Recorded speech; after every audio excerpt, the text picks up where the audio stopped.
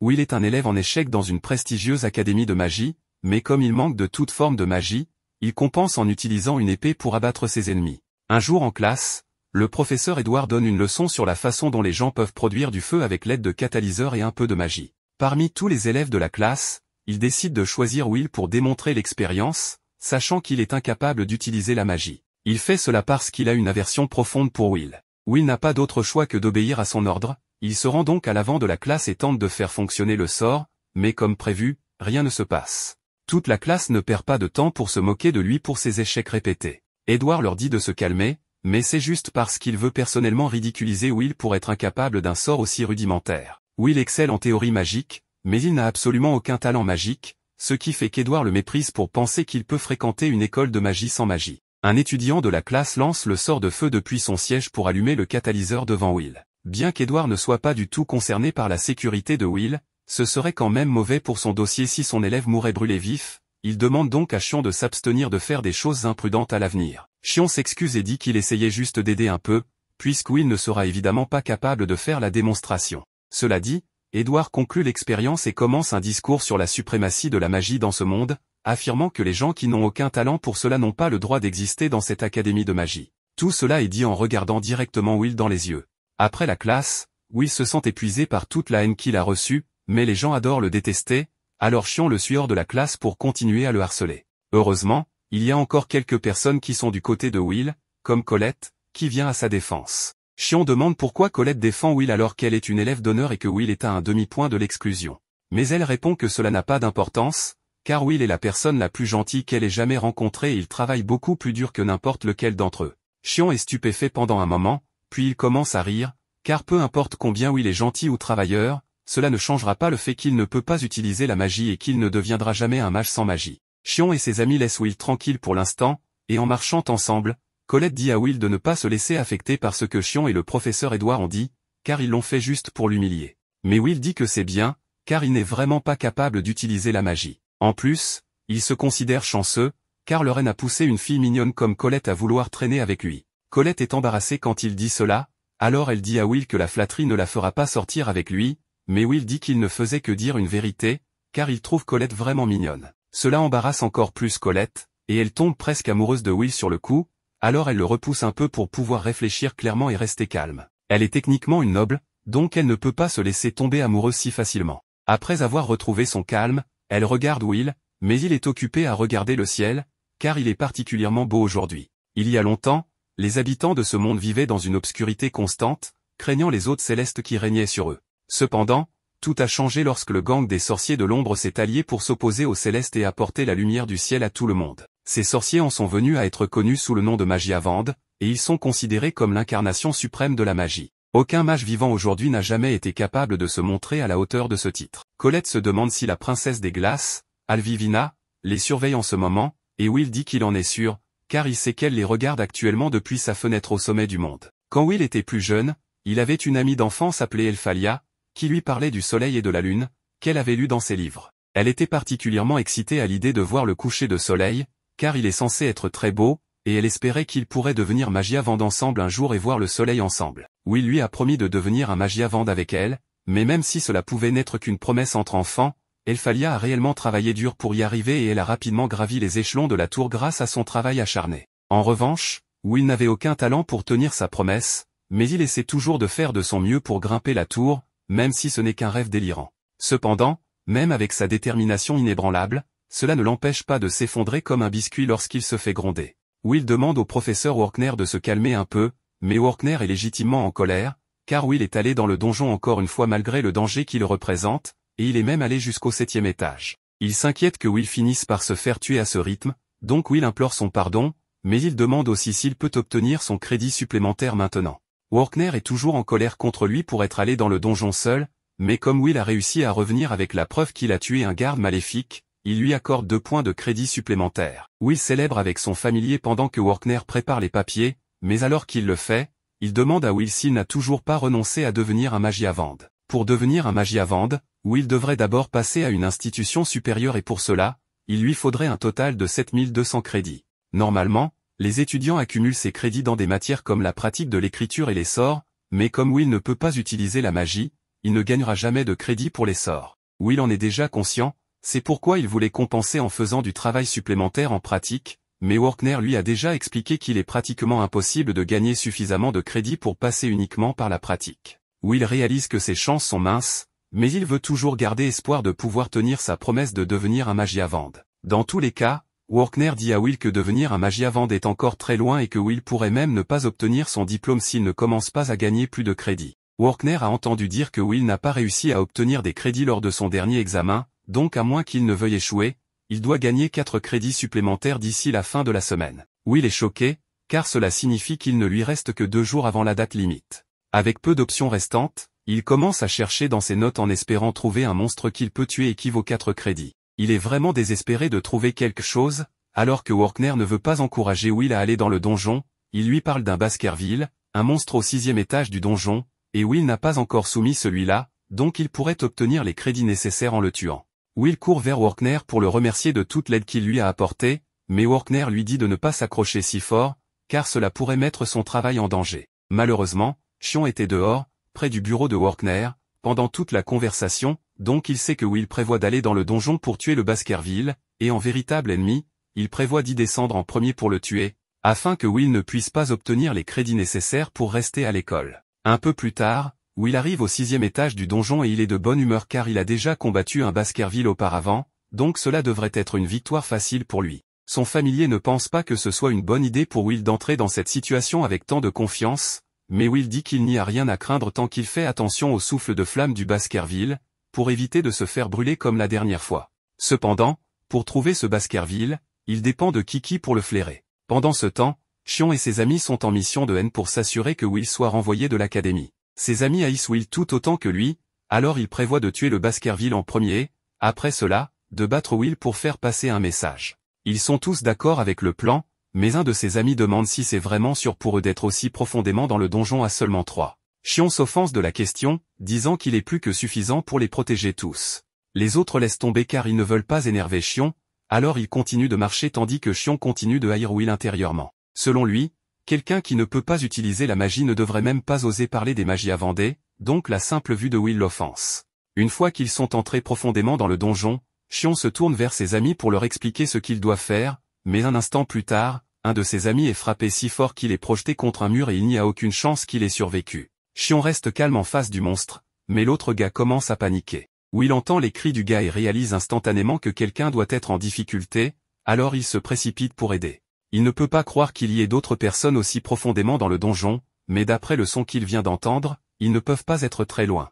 Quand Will arrive sur les lieux des cris, il se cache derrière un mur et aperçoit quelqu'un qui tire désespérément des boules de feu sur le monstre tout en tremblant de peur, mais aucune de ses attaques n'a d'effet. Ce monstre est un sentinelle maléfique et, d'après ce que Will sait, il vaut 10 points. Will n'en a jamais vu un en personne auparavant car l'habitat des sentinelles devrait être plus profond dans le donjon, donc il n'y a aucune raison pour qu'il soit monté au 6e étage. Plus important encore, la personne attaquée est Shion et aucune de ses incantations n'a d'effet sur la sentinelle, donc il n'a aucune chance. La première pensée qui vient à l'esprit de Will est de sauver Shion, mais ensuite, il prend un moment pour réfléchir et conclut que Shion le hait depuis toujours, alors pourquoi Will devrait-il se sentir obligé de le sauver maintenant, puisque personne ne saurait s'il le laissait mourir. Il est sur le point de fermer les yeux et de faire comme s'il n'avait jamais été là, mais ensuite, il a un flashback d'un moment avec Alaria, lorsqu'elle lui a dit qu'elle aimait à quel point Will était gentil et courageux, ce qui est la raison pour laquelle elle lui a offert une paire de lunettes en cadeau. Will a toujours cette même paire de lunettes à ce jour et s'il veut continuer à être la personne qu'Alaria a toujours aimée,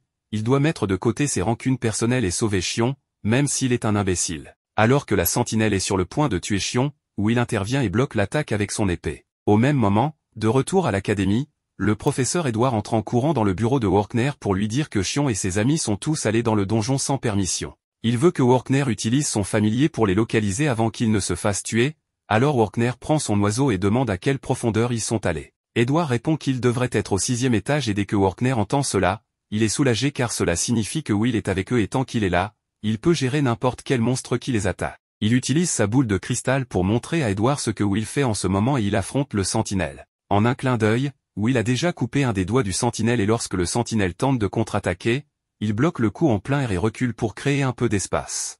Will se précipite ensuite de nouveau et le sentinelle ne peut pas du tout le suivre. Avant même qu'il ne réalise ce qui se passe, Will est déjà sur lui et lui a planté son épée dans l'épaule. Shion ne peut pas croire ce qu'il voit car il n'a jamais pensé que Will serait aussi fort. Même Edward est choqué, alors Workner lui explique que Will est une anomalie incroyable. Il possède une force surhumaine qu'un mage ne pourrait jamais espérer atteindre, un corps plus résistant qu'un téléphone Nokia, et des compétences d'observation incroyablement précises qui lui permettent de comprendre la stratégie d'un ennemi et de former des contre-mesures après une seule attaque. Ainsi, lorsque le sentinelle tente de trancher Will de nouveau, il peut parfaitement prédire l'attaque et l'esquiver tout en coupant le bras du sentinelle dans le processus. Will peut ne pas être capable d'utiliser la magie, mais il est plus que capable de compenser avec son épée. Alors que le sentinelle se tord de douleur, Will saisit l'épée du sentinelle d'une main et se prépare à le finir une fois pour toutes. Le sentinelle tire une décharge de plasma comme dernier effort, mais un seul coup d'épée de Will est bien plus puissant, et Will tranche le sentinelle en deux, revendiquant ainsi sa victoire. Une fois que tout est fini,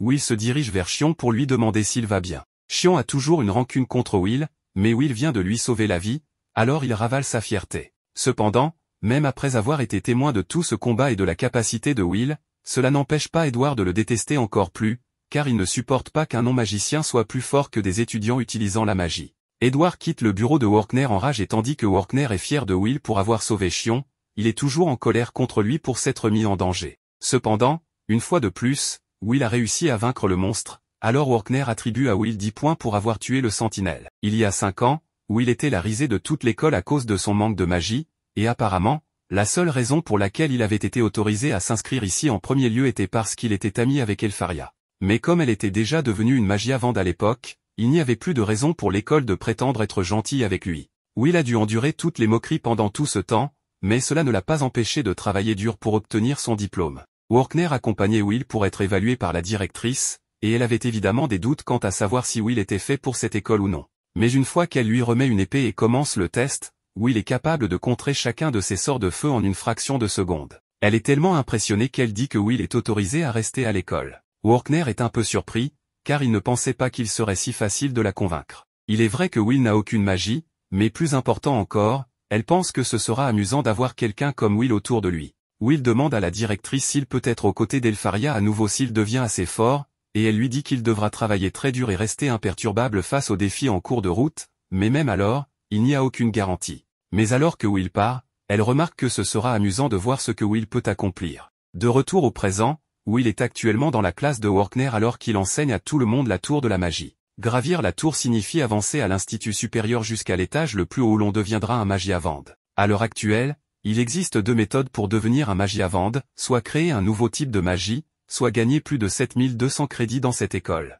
Mais il est assez rare d'inventer de la nouvelle magie, alors les étudiants se concentrent généralement sur l'obtention de crédits. Cependant, puisque c'est une classe de rattrapage, tout le monde ici risque de redoubler, surtout Will. Après les cours, Colette retrouve Will et lui demande comment il se sent, car les cours de rattrapage de Workner sont notoirement stricts. Will convient que Workner est un enseignant strict, mais pour être honnête, il est heureux que Workner soit assez gentil pour offrir des cours de rattrapage en premier lieu, car la plupart des professeurs ne se donneraient pas la peine de le faire. Alors qu'ils tournent au coin, ils entendent une agitation, alors ils écoutent et entendent les amis de Shion le féliciter pour avoir vaincu le sentinelle maléfique. Nous ne remettrons pas en question comment il a survécu, mais d'une manière ou d'une autre, au moment où il s'est réveillé, la seule chose que Mars a vue était Shion et un sentinelle maléfique vaincu, ce qui signifie que Shion devait l'avoir vaincu. Tout le monde croit que Shion est incroyable pour avoir pu tuer un monstre aussi puissant qu'un sentinelle maléfique, mais au fond de lui, Shion sait qu'il est un imposteur, car celui qu'il a réellement vaincu était Will. Juste à ce moment-là, il remarque Will passer et il prend cela comme une insulte personnelle,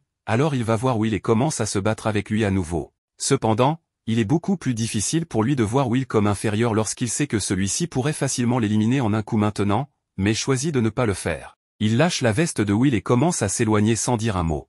Une fois Shion parti, Colette demande à Will s'il s'est passé quelque chose entre eux, et il s'est certainement passé quelque chose. Au même moment, Edward vient d'entrer en trompe dans le bureau de la directrice Coldron et exige que Will soit immédiatement expulsé. Coldron demande pourquoi Edward veut soudainement expulser Will sans préavis. Il est déjà dans sa 6e et dernière année à l'académie, donc ils ne peuvent pas simplement l'expulser sans raison. Edward tente de faire valoir que Will ne peut pas rester à cette école car il est un guerrier, pas un mage, et il ne supportera pas que quelqu'un qui ne peut pas utiliser la magie essaie de le surpasser. Coldron sort les dossiers de Will et fait remarquer que Will a des scores exceptionnels en rédaction et que ses rapports sur la magie sont incroyablement perspicaces. Donc, mis à part le fait qu'il ne peut pas utiliser la magie, il est la définition même de l'élève parfait. Si son rêve était de devenir un magiavande, il pourrait facilement exceller dans n'importe quelle autre profession qu'il choisirait, et c'est le devoir de l'Académie de former des personnes instruites pour le jour des fadets. Cependant, Edward déclare que le fait que Will veuille devenir un magiavande est le problème. Coldron peut comprendre les arguments d'Edward, alors elle propose une solution. Elle dit à Edward d'aller tester personnellement Will, et si Will ne peut pas réussir le test d'Edward, alors il sera libre de l'expulser s'il le souhaite. Edward demande si Coldron est sûr de vouloir laisser le test de Will entre les mains de son détracteur numéro 1, et Coldron répond qu'elle est d'accord avec cela, car cela ne fera aucune différence. En fait, elle pense que ce sera plus divertissant d'avoir celui qu'on appelle le serpent noir pour tester Will. De son côté, Will se prépare pour son prochain cours et demande à Colette de l'aider à ouvrir son casier pour lui. Elle le fait avec plaisir et il s'excuse de lui demander cela tout le temps puisqu'il ne peut pas utiliser la magie. Elle dit que cela ne la dérange pas, mais elle remarque ensuite l'épée de Will dans son casier et lui demande s'il s'entraîne toujours avec elle. Will dit qu'il le fait, mais qu'il n'a pas pu obtenir la permission de l'utiliser pendant qu'il est à l'école, et dans son dortoir, son colocataire ne le laisse pas faire quoi que ce soit de dangereux. Il se dirige ensuite avec Colette vers la bibliothèque pour étudier ensemble, et Will prend ses études très au sérieux malgré le fait qu'il ait déjà appris ce sujet auparavant. Colette lui dit de se détendre, car il est déjà le meilleur de la classe en rédaction, mais Will dit qu'il doit continuer à étudier dur car il ne peut pas se permettre de perdre un seul crédit. De plus, il aime apprendre l'histoire du point de vue des autres races, en particulier parce qu'il peut s'identifier aux nains. Il marche à la guerre contre des mages puissants, mais ils n'ont jamais abandonné malgré le défi. À ce moment-là, Colette remarque que Will a une mèche de cheveux blancs et dit que c'est probablement parce qu'il se surmène. Elle propose de la lui arracher et même si Will dit qu'elle n'a pas besoin de le faire, elle insiste. Cependant, au milieu de leur flirt, Edward apparaît derrière Will et lui dit de venir seul à la salle des sorts, car il y a quelque chose qu'il doit faire. Un peu plus tard, Will arrive à la salle des sorts et Edward dit qu'il va offrir à Will un cours de rattrapage spécial, donc il devrait être reconnaissant. Will a du mal à croire qu'Edward lui propose un cours de rattrapage, mais il sait que cela ne cache pas de bonnes intentions. Edward veut voir ce que Will peut vraiment faire, alors il tire un coup de semonce pour lui faire savoir que c'est sérieux. Il lui dit que s'il réussit à lui porter un coup, Edward lui accordera 5 crédits de travail des sorts, sinon, s'il échoue, il sera immédiatement expulsé. Il dit également à Will qu'il n'est pas autorisé à refuser ce test. Pendant ce temps, Workner vient d'être convoqué dans le bureau de Coldron et elle s'excuse de l'avoir appelé ici à un si court préavis, mais elle pense que Workner doit être informé de ce qu'Edward est en train de faire. Elle lance un sort pour lui montrer le test qu'Edward donne à Will et lui interdit d'intervenir pour quelque raison que ce soit. Elle pense qu'il est juste qu'Edward obtienne sa demande accordée puisque Workner a eu la même chose lorsqu'il a demandé à surveiller Will. Cependant, Workner pense qu'il est trop cruel de laisser Edward, de toutes les personnes, être celui qui teste Will, car c'est un homme qui a failli devenir un magiavande. Il a peut-être échoué, mais il possède toujours un pouvoir équivalent à celui d'un magiavande, donc Will est en grand danger en ce moment. Jusqu'à présent, Will a réussi à éviter d'être touché par les sorts d'Edward, mais Edward n'a utilisé que de la magie noire de bas niveau jusqu'à présent.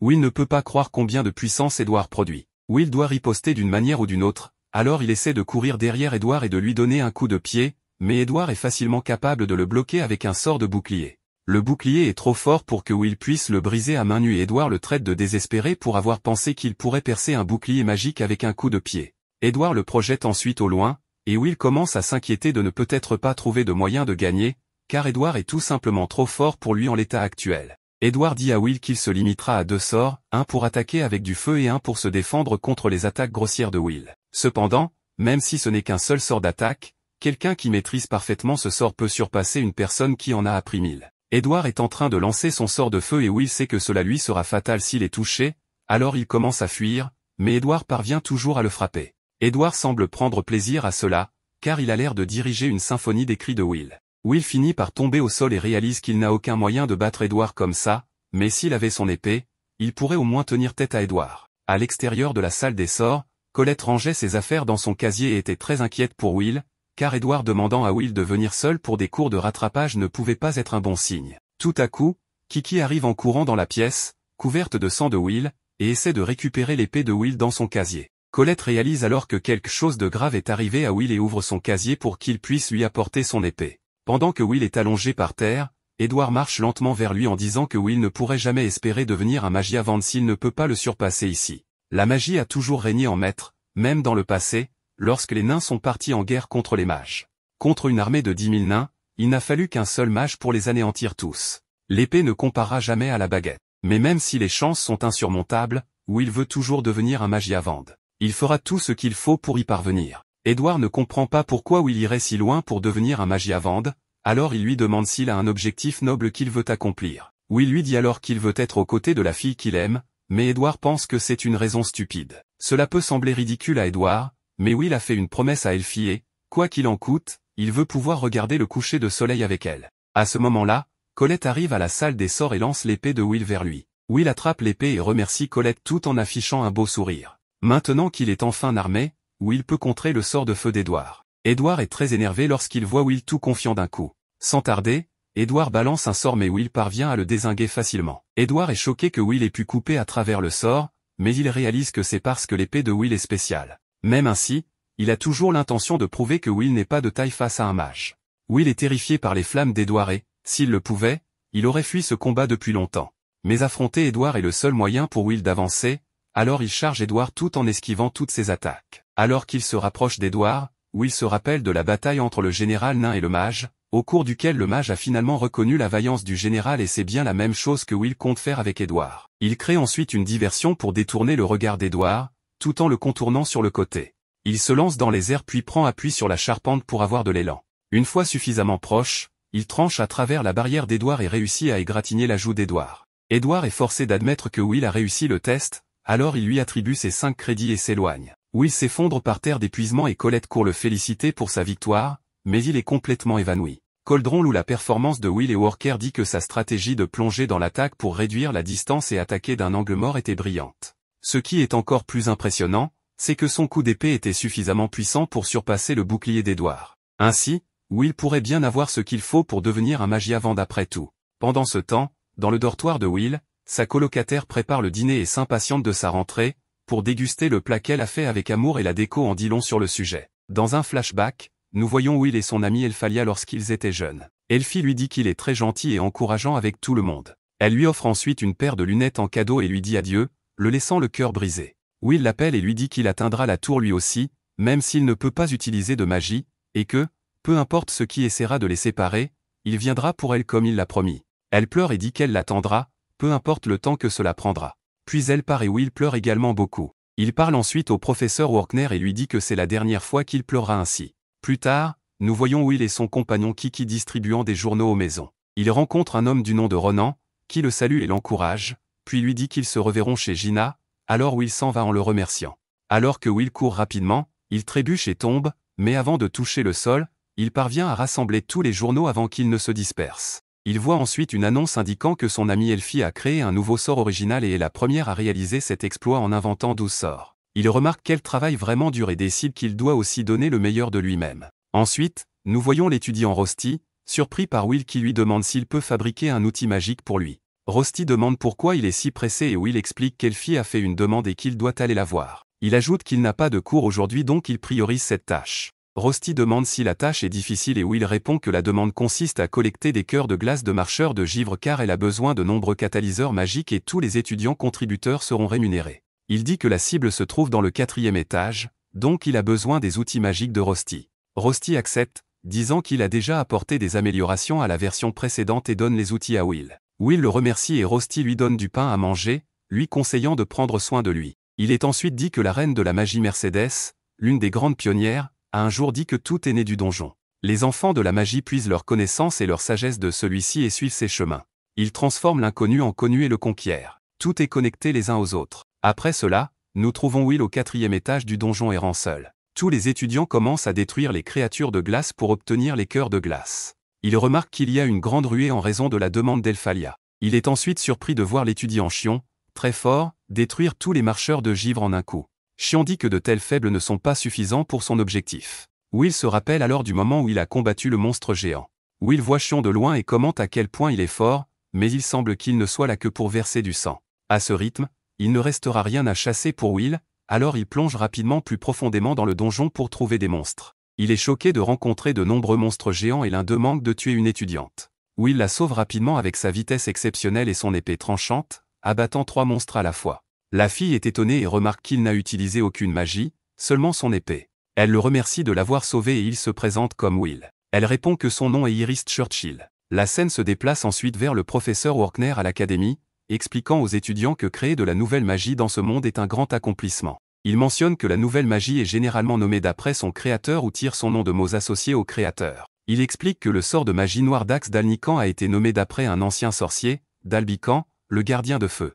Il leur dit que quiconque crée une nouvelle magie verra son nom gravé dans l'histoire. Les étudiants remarquent que cela est décrit comme si c'était simple. Une étudiante demande au professeur si cela signifie qu'Elphalia, mentionnée dans les journaux ce matin-là, est vraiment si talentueuse. Le professeur répond que, pour la décrire avec précision, elle est incroyablement talentueuse à un degré extraordinaire. Il ajoute qu'il n'a jamais entendu parler de quelqu'un créant 12 sorts originaux auparavant et qu'à cet égard, elle peut être considérée comme l'une des plus grandes sorcières de l'histoire. Tout le monde est étonné et remarque à quel point elle est incroyable, notant que la magie de glace est désormais considérée comme la plus puissante. Ils expriment leurs intentions de rejoindre la guilde de glace. Colette dit ensuite qu'Elphalia est l'amie d'enfance que Will poursuit, et que depuis qu'elle a fait cette demande, l'école est en chaos. Son amie la taquine en disant qu'elle ressemble à une jeune fille solitaire et qu'elle est jalouse de l'amie incroyable de Will, Elphalia, et qu'elle volera Will d'elle. Colette répond en disant à son amie de ne pas dire de telles choses grossières. Elle pense ensuite à elle-même, se demandant si Will est de nouveau allé dans le donjon à cause d'Elphalia.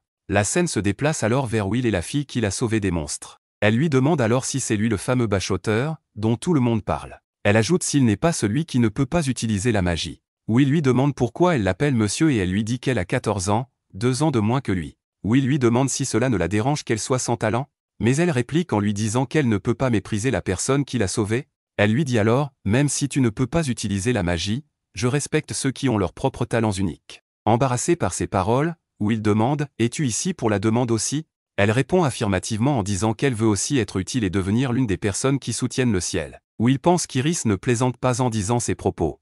Dans ce monde, personne ne connaît encore le véritable ciel. Ce qui enveloppe ce monde est une fausse voûte céleste, c'est la grande barrière, et elle est maintenue par la puissance des Magiavandes. Selon les histoires traditionnelles, lorsque la barrière tombera, le monde sera à nouveau plongé dans les ténèbres et la catastrophe commencera. Les étudiants s'efforcent donc de répondre aux demandes des Magiavandes, non seulement parce qu'ils admirent les Magiavandes, mais aussi parce qu'ils craignent que cela soutiendra le ciel. Iris lui dit ensuite qu'elle a eu l'honneur de rencontrer Elphalia. Elle explique qu'elle était seule dans le donjon et s'est retrouvée dans une situation désespérée. Will répond, il semble que tu te retrouves souvent en difficulté, Iris. Elle continue en décrivant comment elle était entourée de monstres, complètement isolée et désespérée, au bord de la mort, mais soudainement, tous les monstres autour d'elle ont gelé et elle a été sauvée dans une scène époustouflante. Elphalia l'a aidée à se relever et lui a parlé de nombreuses choses formidables. Iris dit qu'elle fera de son mieux pour elle et exprime sa joie d'être ici pour jouer son rôle. Cependant, elle n'a pas encore rencontré de marcheur de glace, mais Will semble avoir remarqué quelque chose d'étrange.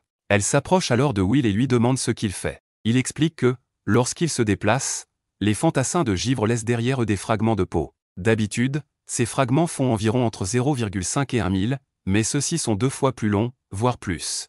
Il réalise qu'il y a un marcheur de givre à proximité, probablement dans un endroit difficile à détecter. Elle lui demande comment il sait tout cela et Will répond que la magie est incroyable, mais ce n'est pas tout. Il a des connaissances et de la sagesse, et l'expérience peut compenser le reste. Soudain, un monstre apparaît et les attaque. Will attrape rapidement Iris pour la protéger des attaques du monstre. En regardant le monstre, Iris réalise qu'il s'agit d'un roi de givre, la forme la plus puissante des fantassins de givre, évaluée à 6 points et unique au 4e étage. Le monstre leur lance une attaque, mais Will l'esquive et demande à Iris de rester à l'écart pendant qu'il affronte le monstre. Iris le prévient que les attaques physiques ne fonctionneront pas contre ce monstre, car tout ce qui le touche gèle instantanément. Par conséquent, le combat rapproché est impossible et la seule façon de le vaincre est d'utiliser des attaques magiques à longue portée. Will la rassure en lui disant de ne pas s'inquiéter, affirmant qu'il a déjà combattu de tels monstres auparavant. Il s'approche du monstre et commence à esquiver toutes ses attaques. Il enroule ensuite une corde autour du monstre et explique que le roi de givre est faible contre le feu et les attaques explosives. Will met ensuite le feu à la corde, provoquant une explosion qui tue le monstre. Iris regarde en admiration et pense en elle-même, est-ce le Will prétendument sans talent? Il y a un contraste frappant entre les rumeurs que j'ai entendues et la réalité que je vois. Comment devrais-je rapporter cela? Will lui demande de rentrer, et la scène se déplace vers la tour des sorciers. Nous voyons Iris marcher seule, pensant que, même s'il ne peut pas utiliser la magie, sa méthode de compensation est créative et qu'il a un sens du combat soutenu par l'expérience. Ce n'est pas un sorcier au sens traditionnel du terme. Elle entre ensuite dans une salle de réunion où se trouvent 4 personnes, Cariote, Elnor, Zéo et Elphalia. Iris leur dit qu'elle a découvert une personne intéressante lors de sa visite à l'académie, une personne sans talent magique nommée Will Selford. Elle suggère de le considérer pour un poste dans la tour. Tout le monde rejette l'idée, lui demandant de ne pas augmenter le nombre de personnes faibles autour d'eux. Carriot conseille à tout le monde de se calmer et de ne pas se précipiter, car le moment du grand festival de magie approche et ils peuvent reporter la décision jusqu'à ce qu'ils voient les résultats. La réunion se termine et tout le monde part sauf Elphalia, qui dit « Will, je t'attends ». Dans le cadre du prochain test auquel les étudiants doivent participer, ils doivent tous se battre contre des golems, et si vous parvenez à en vaincre un, vous réussissez. Xion et Colette sont les premiers à se lancer et réussissent tous deux à vaincre leur golem avec facilité. Pendant ce temps, Will lutte contre le sien. Will essaie de courir derrière le golem pour lui porter un coup de poing net.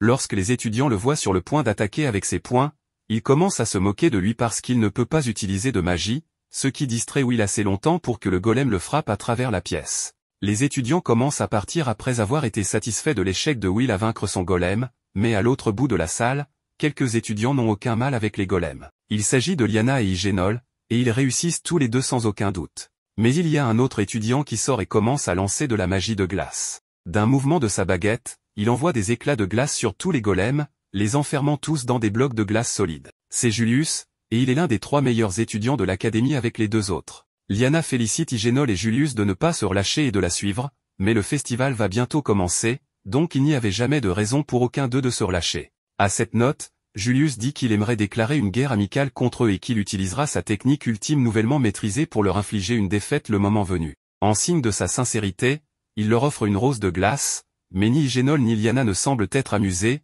bien que Hyénol semble attendre avec impatience un affrontement avec Julius. Ces 3-là sont pratiquement des célébrités au sein de l'école parce qu'ils sont les seuls étudiants à avoir tous gagné plus de 10 000 des 12 000 crédits totaux. Certaines personnes considèrent les crédits comme une réflexion des capacités d'un mage, mais Will n'est nulle part à ce niveau en ce moment. Il n'a même pas assez de crédits pour obtenir son diplôme en premier lieu, et c'est sa dernière année dans cette école. Alors que Will est assis là à se demander ce qu'il va faire, Julius et ses acolytes s'approchent de lui et commencent à l'insulter pour son manque de capacité magique, et Will se contente de s'écarter pour éviter de causer des problèmes. Alors que Julius et les autres partent, Will les entend parler du grand festival de magie et il ne s'était pas rendu compte que c'était déjà cette période de l'année. Plus tard dans la journée, pendant le déjeuner, Colette vient voir Will et lui dit que son seul espoir de devenir un magiavande est d'être repéré au festival de magie. Tenter de diplomater uniquement sur la base de sa pratique et de ses écrits n'est pas pratique. Y a-t-il eu des cas d'étudiants repérés sans avoir les 7000 crédits nécessaires pour obtenir leur diplôme? Le festival de magie est un événement énorme qui a lieu tous les 2 ans.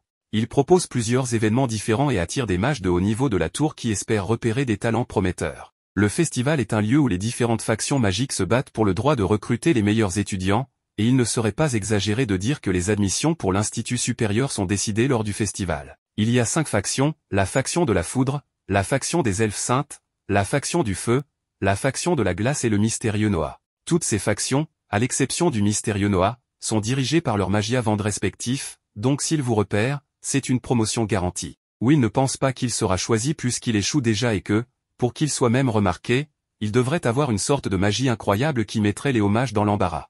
Et bien qu'il ait raison à ce sujet, il y a encore d'autres moyens d'être repéré. Colette a entendu des rumeurs selon lesquelles les observateurs viendraient chercher des étudiants talentueux, mais Will pense que les observateurs ne sont qu'une légende urbaine. Il n'y a aucune chance qu'un sans magie et sans talent comme lui ait une place au festival, donc il va simplement rester en coulisses et aider avec les préparatifs à la place. Colette pense que Will pourrait changer la façon dont les gens le perçoivent s'il participait au festival cette année et leur montrait ce dont il est capable, mais Will ne veut toujours pas y participer, car cela deviendrait une compétition athlétique s'il y était. Il a déjà essayé de participer au festival une fois auparavant, lors de sa 2e année, et il s'est littéralement fait huer hors de la scène pour avoir utilisé des attaques physiques. Il en a gardé une mauvaise réputation et n'a toujours pas surmonté l'humiliation, il ne veut donc vraiment pas y entrer. Les étudiants de toute l'école ont commencé à s'entraîner sérieusement pour le festival et Colette rappelle à Will qu'en plus des grands mages, de nombreux recruteurs de la capitale seront également présents, donc même si Will ne peut pas obtenir une place en tant que magiavande, il pourrait toujours être repéré pour une autre carrière.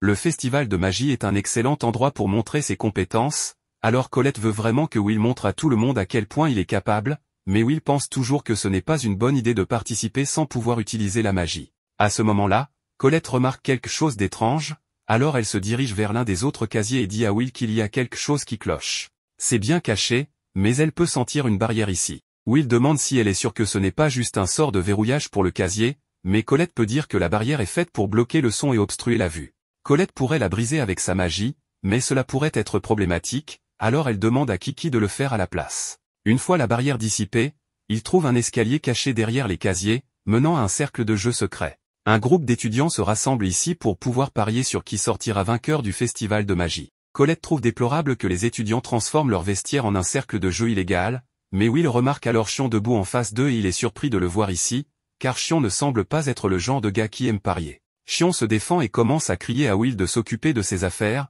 mais Colette intervient et avertit Xion que s'il se bat avec Will sans raison, elle s'assurera qu'il le regrette. Xion se calme alors, et Will lui demande à nouveau ce qu'il fait ici puisqu'il ne semble pas participer au pari. Xion ne ressent pas le besoin de répondre aux questions de Will, mais il n'est certainement pas venu ici pour voir si les gens pariaient sur lui ou non, et il n'est certainement pas contrarié que personne ne pense qu'il ait une chance de gagner, même s'il est le 4e meilleur étudiant de l'école. Certes, les 3 meilleurs étudiants ont peut-être légèrement plus de crédit que lui, mais le score de crédit de Xion est dans les 9000 élevés et la seule raison pour laquelle il est classé plus bas que les autres est qu'il a échoué à un test écrit une fois. Depuis lors, il travaille beaucoup plus dur pour rattraper les crédits perdus, mais ses compétences en magie sont toujours à la hauteur de celles de Liana et des autres, donc il a autant de chances de gagner au festival que n'importe lequel d'entre eux, bien qu'il ne sache pas pourquoi il essaie de se justifier auprès de Will. Après cela, le reste de la journée se passe normalement et une fois les cours terminés, Will se lève pour partir. Avant qu'il ne parte, Colette attire son attention et lui demande s'il est libre après l'école parce qu'elle aimerait passer du temps avec lui,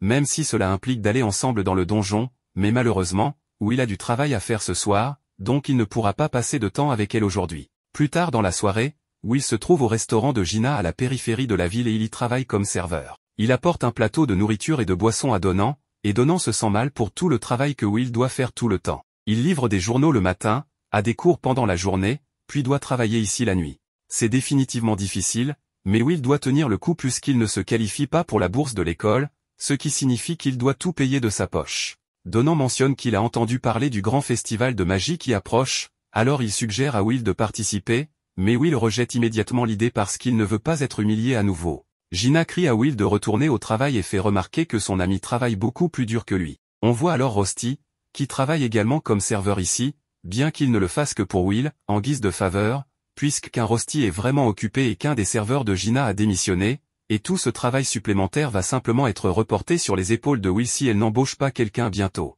Après le dîner, Will et Rosti nettoient la vaisselle, et Rosti demande à Will s'il est vraiment d'accord pour travailler ici parce que les salaires qu'il reçoit des nains ne sont pas très élevés. Rosti suggère qu'il pourrait facilement demander à Workner de l'aider à trouver un emploi mieux payé, mais Will ne veut pas trop déranger Workner. En outre, il aime beaucoup les gens ici, donc travailler avec eux est amusant pour lui. Ils sont honnêtes, attentionnés et lui témoignent beaucoup de chaleur, donc Will les respecte beaucoup. Tout se passe bien, mais quelques instants plus tard, tout est gâché lorsque Julius entre dans le restaurant juste pour semer la discorde. Dès qu'il entre, la première chose qu'il fait est de commencer à insulter le restaurant et les nains qui s'y trouvent. Julius remarque alors Will et se met à rire de lui-même qu'un raté comme Will ne soit bon qu'à fréquenter des barbares comme les nains. Cela met Donnant en colère, mais les autres nains le retiennent car ils ne peuvent pas se permettre de se battre avec un mage. Julius commence à menacer Donnant de ne rien essayer de drôle parce que lui et tous les autres nains ne sont que des immigrants qui ont fui ici après que les Célestes ont détruit leur monde, et les humains ont gracieusement permis à son espèce de vivre ici sans problème. Donc un nain comme lui n'a pas le droit de regarder Julius de cette manière. Donnant se calme car il sait qu'il ne peut rien faire. Tout ce que Julius a dit sur les nains étant des réfugiés est vrai puisqu'ils ont fui ici après la destruction de leur monde, mais même si la même chose est arrivée aux elfes, les nains sont traités avec mépris par les humains ici. Donc, si Donnant attaquait Julius pour ce qu'il a dit, tous les nains de la ville en subiraient les conséquences. C'est ainsi que fonctionne le monde ici, mais Will ne peut pas supporter une telle injustice. Il décide qu'aujourd'hui sera son dernier jour de travail ici, et puisqu'il n'est plus employé dans cet établissement, Will est libre de faire ce qu'il veut sans que Gina ait à en subir les conséquences. La première chose qu'il fait est d'aller à la table de Julius et de lui dire de retirer ce qu'il vient de dire sur les nains. Les nains sont des travailleurs acharnés qui ont tiré le meilleur parti des conditions difficiles qui leur ont été données et ont prospéré, donc Julius n'a pas le droit de les traiter de barbares. Cependant, Julius se moque des nains ou de leur lutte, alors il lance son assiette de nourriture à Will et ses deux acolytes se lèvent, prêts à battre Will. Cependant, il ne réalise pas qu'une assiette de nourriture lancée sur Will compte comme une agression, donc tout ce que Will fera à partir de maintenant pourra être considéré comme de la légitime défense. Will attrape immédiatement les deux garçons par la chemise et leur fait goûter le sol. Julius est égratigné dans le processus, et cela fait longtemps qu'il n'a pas subi une telle humiliation. Il dit qu'il va faire payer Will pour ce qu'il a fait. La pièce commence à geler alors que Julius sort sa baguette et commence à attaquer Will. Will saute en arrière pour éviter les coups de glace de Julius, mais il n'a pas son épée et se trouve dans un espace clos, donc Julius finit par le piéger avec de la glace et le clouer au mur. Il s'approche alors de lui, prêt à le geler complètement, mais avant de le faire, Il regarde Will dans les yeux, espérant y voir de la peur. Mais les yeux de Will ne montrent aucun signe de peur, donc Julius décide de changer ses plans. Au lieu de geler Will ici, il veut le faire au festival de magie pour pouvoir humilier Will devant toute l'école. Will accepte de combattre Julius au festival de magie, et Julius dit que s'il gagne, il fera expulser Will de l'école une fois pour toutes. Mais Will veut simplement que Julius présente des excuses à tous les nains qu'il a manqué de respect lorsqu'il gagnera. Nous passons directement au jour du grand festival de magie, et il est clair que tout le monde est impatient de voir ce que les étudiants peuvent accomplir. Le recruteur de la faction du feu ordonne à ses hommes de garder un œil sur un étudiant talentueux, car on ne sait jamais qui possède les compétences pour devenir un commandant. Le premier événement est une course de dragons retransmise, et Liana maintient une avance solide sur les autres concurrents depuis un certain temps déjà. Mais ce n'est pas la seule compétition en cours en ce moment, car les spectateurs dans la foule attendent avec impatience de voir les résultats. Il y a aussi un bon nombre de recruteurs présents, tant de la tour que de l'extérieur, et ils sont tous intéressés à recruter les meilleurs étudiants que l'école a à offrir. Sans surprise, Liana remporte la course de dragon en un temps record. Le prochain événement sera l'attaque de la couronne, et il semble que Xion va y participer. Il est de bonne humeur puisque Colette est venue personnellement lui demander de rejoindre son équipe. Elle a enfin dû réaliser à quel point Xion est exceptionnel et souhaite travailler à ses côtés plutôt qu'avec Will. Mais en ouvrant la porte de la salle d'entraînement, il est choqué de trouver Will là aussi. Colette clarifie qu'elle l'invitait à rejoindre une équipe avec elle et Will. Car Will a besoin d'une équipe avec un total de crédits égal à 21 000 pour pouvoir participer à l'attaque de la couronne. Et comme ses crédits sont si bas, la seule personne qu'elle pouvait demander pour combler le dernier poste était Xion. Will s'excuse d'avoir entraîné Xion dans ses problèmes, mais Xion ne voit aucune raison de l'aider en premier lieu. Pourquoi Will voudrait-il soudain participer à un événement de haut niveau comme l'attaque de la couronne? Mais alors que Xion crie après Will, celui-ci croise le regard de Julius, et Xion réalise que Julius est le seul sur lequel Will se concentre. Colette explique qu'il s'est passé quelque chose entre Julius et Will. Et Will a soudain décidé qu'il participerait à l'attaque de la couronne coûte que coûte. Xion est furieux que Will l'ignore, car il n'a toujours pas surmonté le sentiment d'infériorité qu'il a ressenti lorsque Will l'a sauvé dans le donjon. Alors que le prochain événement est sur le point de commencer, le commentateur Mike se présente, accompagné de son co-commentateur Edward, bien que Mike ne soit pas enchanté, car Edward est le professeur le plus détesté de l'école en raison de sa sévérité et de son caractère effrayant. En fait, Mike craint qu'Edward ne le tue avant la fin du festival, mais le spectacle doit continuer. Mike annonce donc l'événement principal de la journée, l'attaque de la couronne. Un sort est lancé au-dessus du stade pour transformer l'ensemble en une carte de bataille. Il y a une zone de volcan, une zone de marécage, une zone de terre désolée, une zone de plantes et une zone de bois. Contrairement aux autres événements, l'attaque de la couronne est une compétition par équipe, chaque équipe étant composée de 3 membres. Toutes les équipes commenceront à la périphérie du terrain et devront se rendre au stade central. Au centre du stade, il y a une couronne géante, et la première équipe à la prendre gagnera. Mais bien sûr, c'est plus facile à dire qu'à faire, car tout le terrain de jeu est truffé de pièges de toutes sortes. Il est permis de prendre le chemin le plus court vers le stade, et il est également permis d'obstruer les autres équipes. Parmi tous les événements, celui-ci est sûr d'être la bataille royale la plus brutale. Edward ajoute que l'événement a été créé pour être une démonstration pratique de la façon dont les équipes géreraient un raid dans un donjon ensemble, mais personne ne se concentre sur la coordination d'équipe, ils veulent tous voir des combats de haut niveau entre les meilleurs étudiants de l'école. Et s'il y avait un réseau de paris illégaux dans l'école, ce qui n'existe absolument pas, l'équipe de Julius serait la plus populaire parmi toutes les équipes. Et sans surprise, à l'autre bout du pool de paris, l'équipe qui a le moins de popularité est celle dirigée par Will. Les élèves commencent à se moquer de Will pour avoir osé penser qu'il pourrait participer à un événement comme l'attaque de la couronne, mais cette fois, Will ne va pas perdre confiance. Alors que les participants à l'événement se dirigent tous vers leur lieu de départ désigné, Workner est choqué de voir que Will a l'intention de concourir aussi. Il essaie de dissuader Will. Mais l'esprit de Will était déjà décidé dès le départ, donc rien de ce que dit Workner ne peut l'arrêter. Will s'excuse de ne pas avoir écouté Workner, mais même si cela fait de lui la risée de l'école, c'est une compétition qu'il veut gagner à tout prix. Will s'éloigne alors, et Workner accepte qu'il ne pourra pas dissuader Will. Mais il lui rappelle qu'il a été prévenu des risques impliqués, donc si les choses tournent mal pour lui, il n'aura à blâmer que lui-même. Avec tous les élèves en position, l'événement de l'attaque de la couronne peut officiellement commencer. Les élèves se précipitent en avant, et l'équipe de Julius est la première à tomber dans certains des pièges disposés sur le champ de bataille. Alors qu'ils s'approchent, les cubes s'activent et forment une armée de golems qui se dresse sur le chemin de Julius. Avec autant de golems en un seul endroit, cela deviendrait un obstacle insurmontable pour de nombreux élèves. Cependant, Will continue de foncer à toute vitesse, sans montrer aucun signe de ralentissement. Les élèves commencent à se moquer de lui pour avoir tenté de traverser la horde de golems alors qu'il ne peut pas utiliser la magie et qu'il n'a pas pu vaincre un seul golem pendant l'exercice pratique. Will continue de courir vers les golems, et avant d'attaquer, il fait un signe à Colette, qui lance ensuite un sort pour créer un gantelet magique pour Will. Avec celui-ci, Will est capable de démolir absolument tous les golems sur son chemin.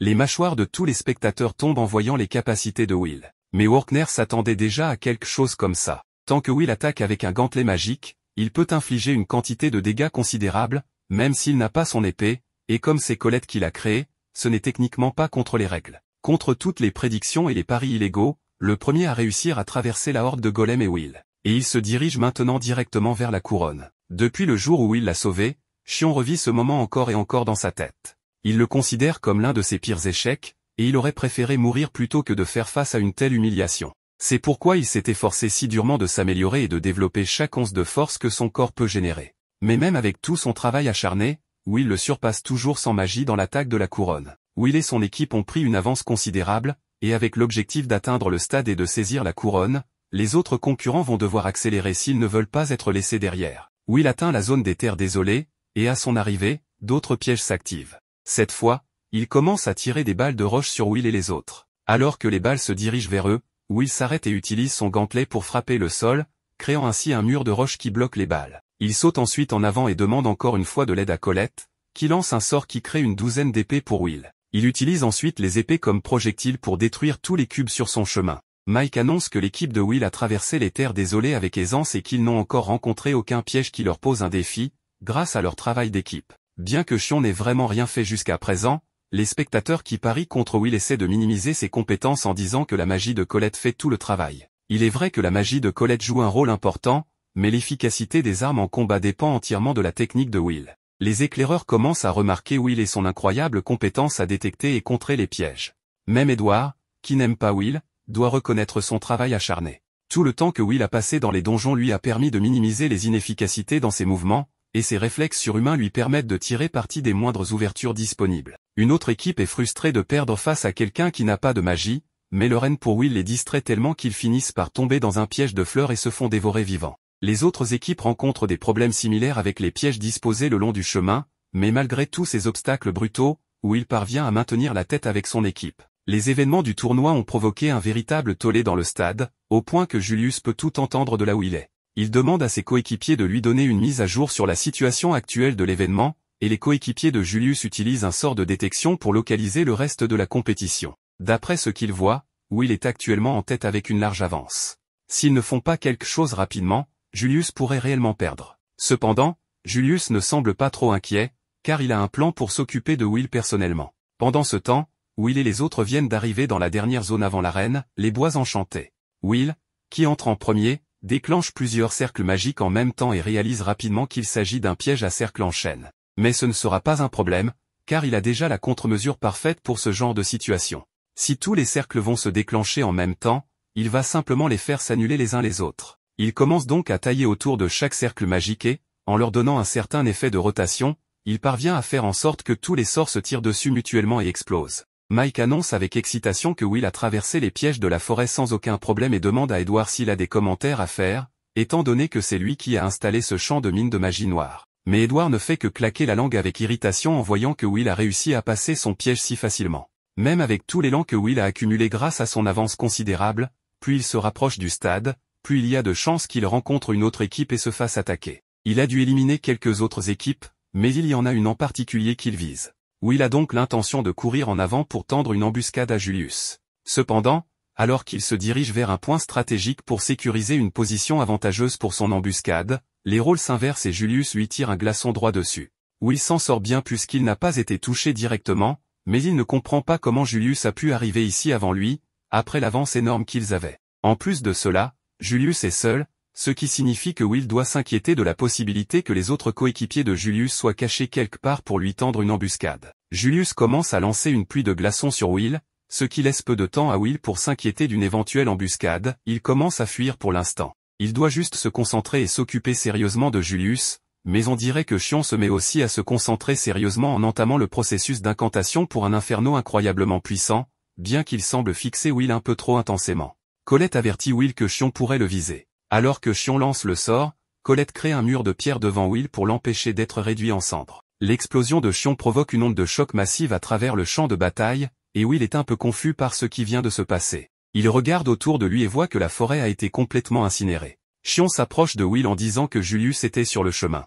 Il se peut qu'il ait aussi éliminé Julius, mais Colette n'a aucun doute sur le fait que Xion a lancé ce sort avec l'intention de tuer Will. Colette demande à Xion ce qu'il pense être en train de faire, mais Xion croit que ses actions sont justifiées. Il a accepté de rejoindre leur équipe à la demande de Colette pour que Will puisse participer à cet événement, et maintenant il veut que la faveur soit rendue en ayant un combat en tête-à-tête avec Will. Will demande pourquoi Xion veut soudainement se battre et pourquoi cela doit se passer maintenant, de tous les moments possibles, mais Xion ne se sent pas obligé de s'expliquer et tire un coup de semonce sur Will. Colette essaie d'intervenir et de l'arrêter, mais avant qu'elle ne puisse le faire, elle est bloquée par un mur de glace créé par Julius, qui a miraculeusement survécu à cette explosion mortelle. Colette est en difficulté, et Will veut aller la sauver, mais Xion ne va pas laisser Will partir tant qu'il n'aura pas eu un combat en bonne et due forme avec lui. Xion tire alors quelques boules de feu sur Will, qui font tomber son épée de ses mains. Will tente de raisonner Xion pour qu'il reporte ce duel à un autre moment, mais Xion est déterminé à se battre maintenant. Il ordonne à Will de ramasser son épée pour qu'il puisse se battre en duel, et sans autre option, Will accepte de l'affronter. Will avait l'air pitoyable dès le premier jour où il l'a vu, mais à l'époque, Xion ressentait une véritable sympathie pour Will et tout le harcèlement qu'il subissait, et il voulait vraiment l'aider. Il a donc essayé de convaincre Will de devenir son subordonné, car ainsi personne ne pourrait plus le harceler. Cependant, Will l'a complètement ignoré et a continué à marcher. Xion a couru pour le rattraper, mais lorsqu'il a attrapé Will et lui a dit de prendre son offre au sérieux, Will l'a regardé droit dans les yeux et lui a dit de se pousser de son chemin. Xion a peut-être pris Will en pitié, mais Will ne s'est jamais apitoyé sur lui-même une seule minute, au contraire, il était toujours concentré sur son objectif, et Xion ne pouvait pas accepter le fait que Will ait rejeté sa gentillesse et l'ait ignoré comme s'il était un personnage secondaire. Dès ce jour, Xion a commencé à détester Will. Revenons au présent. Will court parmi les arbres pour échapper aux boules de feu de Xion, mais alors qu'il se cache derrière un arbre, Xion envoie des boules de feu à tête chercheuse qui manquent de peu de toucher Will et l'envoie voler à travers la forêt.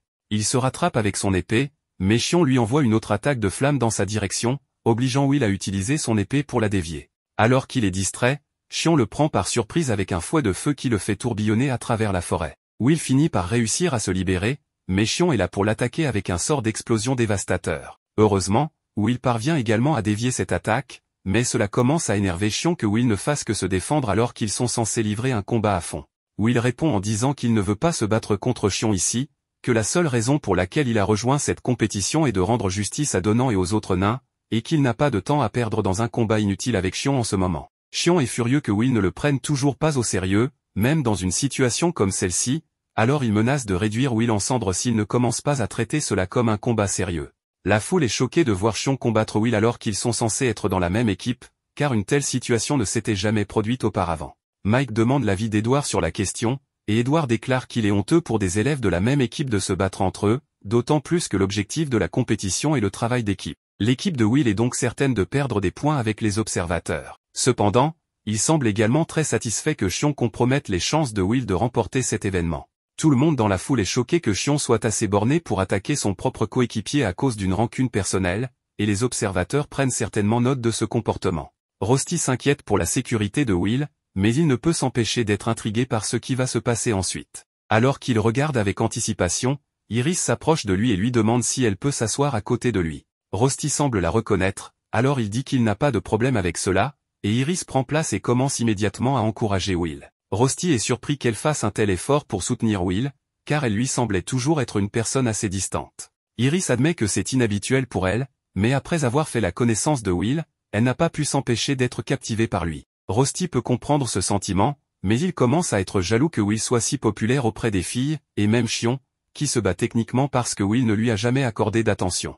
Naturellement, Rosti aime Will plus que quiconque, puisqu'il est son colocataire, mais il pourrait en dire autant de Colette, qui est toujours restée aux côtés de Will quoi qu'il arrive. Même maintenant, alors qu'elle est attaquée par Julius, la seule chose qui l'occupe est de savoir comment faire arrêter Xion de combattre Will afin qu'il ne perde pas cette compétition. Cependant, elle ne pourra rien faire contre le combat entre Xion et Will tant que Julius est là.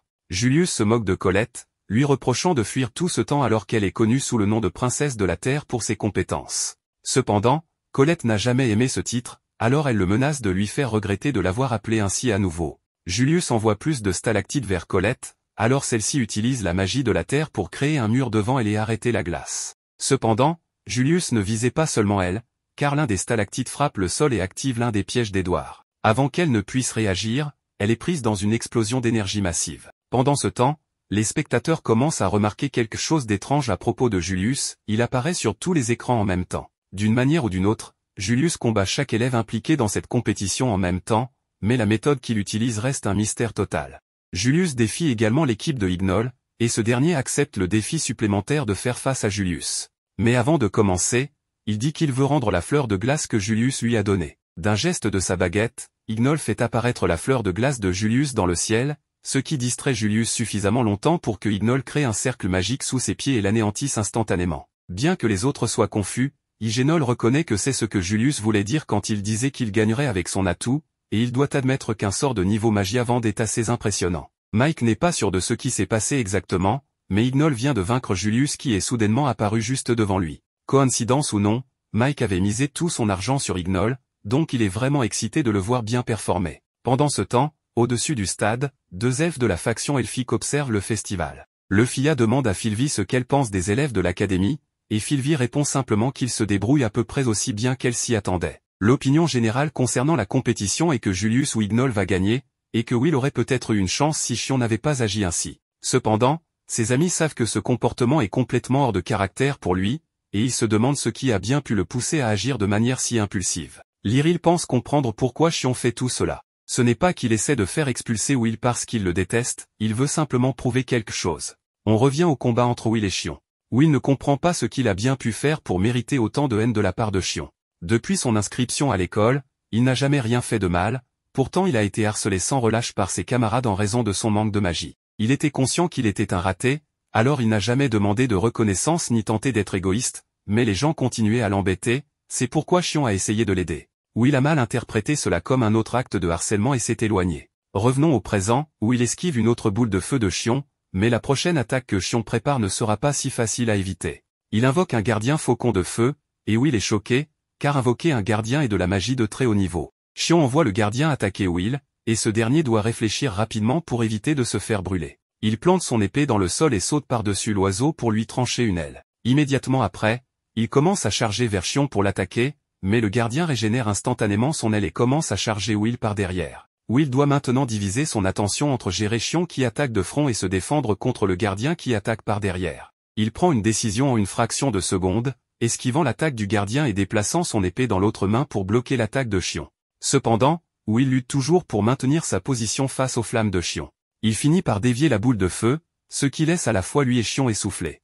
Au stade, Edward est choqué par le niveau de compétence que Xion vient de démontrer, car cela dépasse largement ce qu'un étudiant devrait être capable de faire. Non seulement il a pu utiliser un sort de feu aussi puissant dès le début du combat, mais il a également pu invoquer un gardien sans faille pour l'aider en bataille. Les éclaireurs n'avaient pas réalisé que Xion possédait un tel contrôle précis sur sa magie, ce qui ne correspondait pas au rapport qu'ils avaient reçu à son sujet. Selon tous ces dossiers, il était un étudiant en magie décent, mais pas assez exceptionnel pour être considéré comme l'un des talents de l'école. Cependant, quelque chose a dû se passer récemment pour qu'il s'améliore autant. Ils devront préparer un nouveau rapport pour Cariote, car il semble qu'ils aient trouvé leur dernier candidat pour le repérage. Will réalise également que Xion est devenu beaucoup plus fort qu'avant, mais ce dernier commence à crier sur Will, car il sait que Will se retient encore contre lui. Xion veut que Will utilise la force qu'il a montrée contre le sentinelle maléfique, mais la situation était différente à l'époque. C'est une chose de se donner à fond pour tuer un monstre, mais Will ne voit aucune raison de combattre Xion maintenant. Xion ne peut pas croire qu'après toutes ces années à haïr Will et à l'humilier à chaque occasion,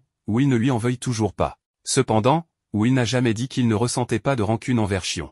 Il ne peut même pas compter le nombre de fois où il a pensé à se venger de tout ce que Xion lui a fait, mais ce n'est pas le moment pour ça, car il doit se concentrer sur la défaite de Julius à la place. En entendant ces mots sortir de la bouche de Will, Xion devient incroyablement en colère, car même maintenant, Will continue de l'ignorer. Il ne se soucie pas des problèmes de Will ou de ses objectifs, il veut juste que Will le regarde et l'affronte comme un rival digne, plutôt que comme un obstacle insignifiant.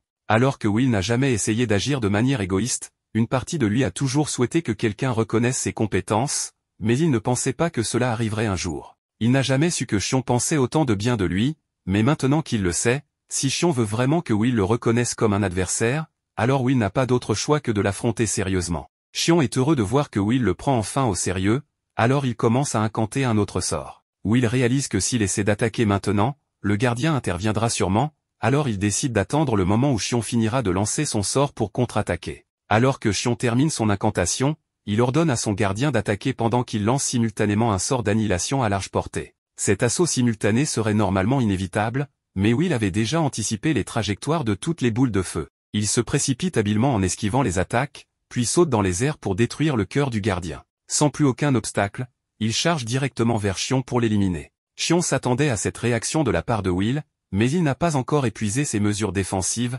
lançant une boule de feu à la dernière seconde. Cependant, avant que les deux puissent s'affronter, Colette crée un mur de pierre géant entre eux.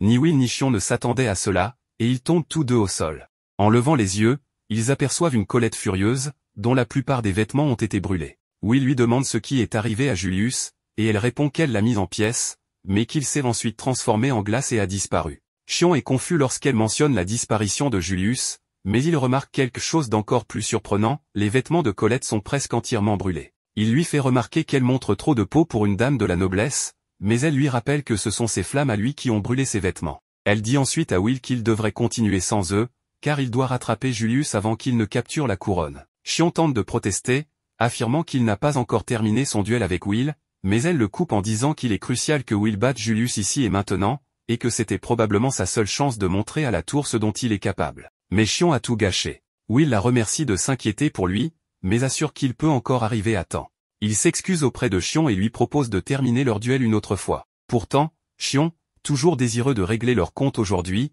reste frustré. De retour au stade, la première équipe à arriver est celle de Julius, et rien ne semble pouvoir les arrêter. Mais juste à l'extérieur du stade, Will court à toute vitesse, et avant que l'équipe de Julius ne puisse revendiquer la couronne, il atterrit en trombe au milieu de l'arène et défie Julius pour régler cette affaire. La scène se déplace ensuite vers Elphalia, assise dans sa chambre au sommet de la tour, lorsqu'une femme nommée Sarissa entre en trombe pour lui parler. Sarissa remarque rapidement qu'Elphalia est en train de somnoler et n'hésite pas à la réveiller avec une claque sur la tête, lui disant d'agir avec la dignité digne de son statut, et souligne qu'Elphalia est toujours en train de faire la sieste ou de rêvasser en bas de la tour. Avec une irritation groggy, Elphalia demande à Sarissa ce qu'elle veut. Sarissa lui tend une pile de papiers, insistant pour qu'elle prenne un moment pour les examiner. Ce sont les candidats recommandés par les éclaireurs, et Sarissa mentionne avec satisfaction qu'ils ont une bonne récolte cette année. Elle met en avant Julius en particulier, notant qu'il est un excellent choix pour la faction de glace et qu'il fait actuellement un spectacle dans les jeux. Sarissa suggère qu'il pourrait même être digne de devenir le successeur d'Elphalia. Elphalia considère que Sarissa pourrait avoir raison si les informations sur Julius sont vraiment exactes. La scène se déplace ensuite vers Will qui se prépare à affronter Julius dans les jeux. Mike, toujours enthousiaste, annonce que Will est face aux membres de l'escouade 9, avec Julius qui affiche un sourire suffisant, exprimant son soulagement que Will soit arrivé à l'heure. Il admet qu'il s'inquiétait de gagner par défaut, puis ajoute avec un sourire en coin que cela n'aurait pas été aussi satisfaisant s'il ne pouvait pas l'humilier publiquement. Will, sans se laisser faire, dit à Julius qu'il n'a pas l'intention de perdre jusqu'à ce qu'il lui fasse des excuses à donnant et aux autres. Mais Julius, avec un rictus, rejette Will comme n'étant que des paroles sans action, le qualifiant de simple rat. Puis, avec une grande gestuelle, Julius commence à exhiber sa magie de glace, créant un épais brouillard qui enveloppe rapidement l'arène. Will, sur ses gardes, tente de ressentir la présence magique des autres à travers l'écran de fumée. Il se demande s'il prévoit de lancer des sorts sur lui et réalise rapidement qu'il bouge autour de lui, probablement pour tenter de l'encercler. Puis, soudain, un sort de glace frappe Will par derrière, mais Will l'esquive de justesse. Sachant qu'il ne peut pas rester au même endroit, il commence à bouger, parvenant à éviter deux autres attaques de glace similaires. Pensant avoir maintenant localisé leur position, Will tente de frapper Julius, mais juste au moment où il fait son mouvement, il est pris par surprise par une autre attaque de glace venant d'une direction inattendue. Will est pris au dépourvu par le tournant soudain des événements, et Julius, avec un sourire suffisant, révèle que ni lui ni son équipe n'ont bougé d'un pouce. La réalisation frappe Will comme une tonne de briques, ce qu'il traquait n'était que de simples clones, et toute l'arène est en état de choc en voyant 5 versions de Julius devant eux. Will se demande brièvement s'il s'agit d'une illusion, mais réalise rapidement que non. Julius explique alors, avec un rire maléfique, que ces clones ne sont pas seulement là pour faire joli, ils peuvent exploser. Puis, boum. Le clone le plus proche de Will explose, et bien que Will parvienne à se protéger du pire de l'explosion, il se retrouve piégé dans un bloc de glace. Même Edward est stupéfait de voir 4 Julius identiques, et il est surpris lorsqu'il se rend compte du sort utilisé. Workner identifie alors le sort comme étant l'une des créations secrètes d'Elphalia, une des arcanes créées par Elphalia et qui est connue sous le nom d'Elglass Frost. Workner explique que le génie d'Elphalia réside dans les 12 sorts originaux qu'elle a créés, chacun étant un chef-d'œuvre en soi, et Julius utilise l'un de ces sorts appelé Arswes. Will reconnaît immédiatement le sort, c'est celui qui crée des sculptures vivantes, des répliques parfaites du lanceur de sorts. Will est incrédule et exige de savoir comment Julius peut utiliser la même magie qu'Elphalia. Julius rit avec arrogance, chaque mot dégoulinant de mépris, affirmant que tout cela est dû à son immense talent. Il se vante d'avoir maîtrisé le sort par lui-même, et bien que ce ne soit que le premier de la série, il se targue d'avoir déjà atteint le niveau d'un Magiavand.